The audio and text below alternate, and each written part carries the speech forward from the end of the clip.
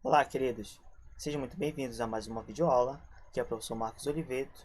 Hoje nós vamos dar continuidade à aula sobre função do primeiro grau, principalmente sobre o conceito e análise gráfica.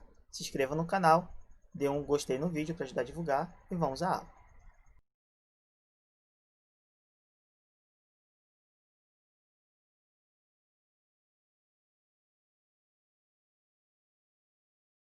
Primeira coisa, pessoal, conceito importantíssimo. Uma função significa que você consegue enxergar graficamente um determinado conceito, onde você vai ter inicialmente um domínio e posteriormente uma imagem de onde sai uma determinada análise e onde essa análise chega, tá bom? E aí nós temos aqui a representação através do diagrama, na qual o domínio da função, que será representado sempre no plano cartesiano pelo eixo x, o eixo das abscissas, e a imagem da função, e será representado no plano cartesiano sempre o eixo y, eixo das ordenadas. E quando você tem uma função de x em y, significa dizer que você tem uma função entre domínio e imagem, tudo bem? Na função f de x igual a y, tranquilo? Anote lá no caderno. A definição do domínio de uma função dada, f é representada por uma relação em que cada elemento do conjunto do domínio, ou seja, cada elemento de x que pertence ao domínio da função, ele tenha um único correspondente na imagem da função, ou seja, um único correspondente real no contradomínio, que será a sua própria imagem. Professor, não entendi nada. Tudo bem. Quando você vai ao shopping e você quer ir ao cinema, tá? O domínio é o valor que você tem para pagar. O ingresso custa, sei lá, R$ 20. Então, para cada R$ 20 que você entrega ao vendedor, você recebe um ingresso, uma entrada. Se você oferece 2 vezes R$ 20, você tem 2 ingressos. 3 vezes R$ 20, 3 ingressos. Você tem uma relação de domínio, imagem. Você pode ver graficamente que a cada vez que você aumenta a sequência de R$ 20, você aumenta a sequência de ingressos recebidos. Domínio, imagem. Você vê graficamente isso. Tudo bem? Sobre o plano cartesiano que você jamais pode esquecer do ensino fundamental, tá? Observa muito bem. Nós temos dois eixos coordenados. O eixo x, que é o eixo das abscissas, e o eixo y, que é o eixo das ordenadas. E exatamente onde as duas retas se interceptam, nós chamamos de origem, tá bom? O que você precisa saber também é que nesse sistema de coordenadas cartesianas, você tem 4 quadrantes.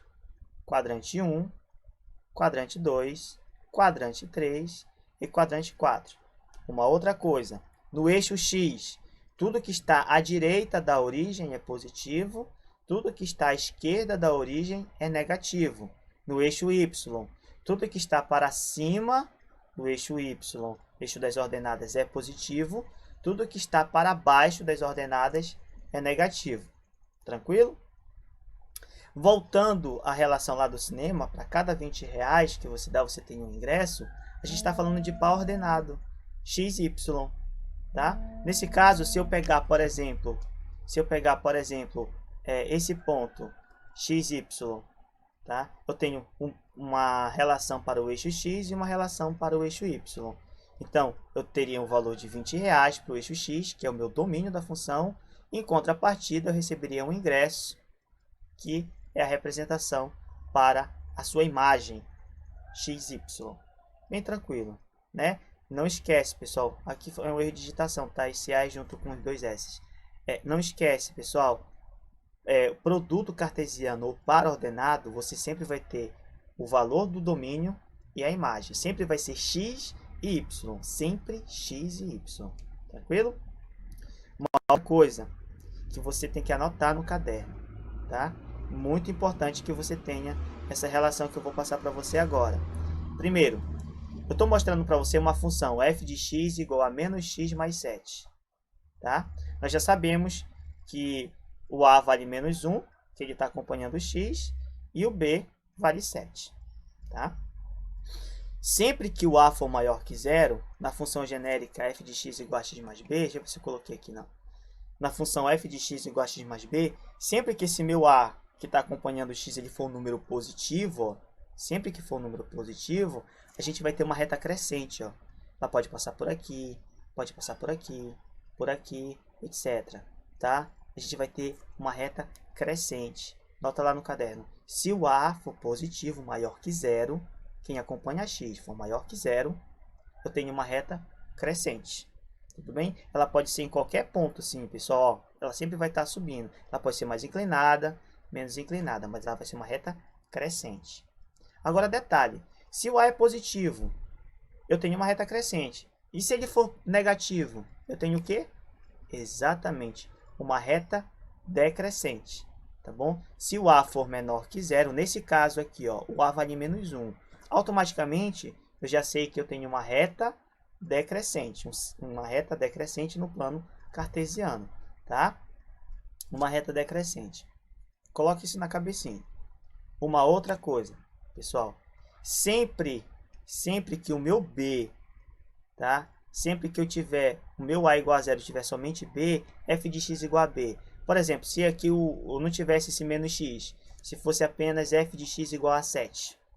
Olha, não tem x, a é zero, significa dizer que eu vou ter uma relação particular da função do primeiro grau, tá? A famosa função constante. Significa dizer que a reta ela não vai ser nem crescente nem decrescente, tá? Ela vai ser uma linha reta que vai ser paralela ao eixo x, ó, paralela ao eixo x. Ela não vai nem ser crescente e nem decrescente. Vai ser exatamente paralela. E detalhe, pessoal, você nota que eu coloquei aqui o valor de b, né? Ó, coloquei o valor de b. Significa que sempre a reta vai interceptar o eixo y nesse valor de b bem aqui, ó, no coeficiente b, tá bom? Se b vale 7, significa que a reta interceptaria o eixo y bem aqui no valor 7, bem aqui no valor 7 e bem aqui no valor 7.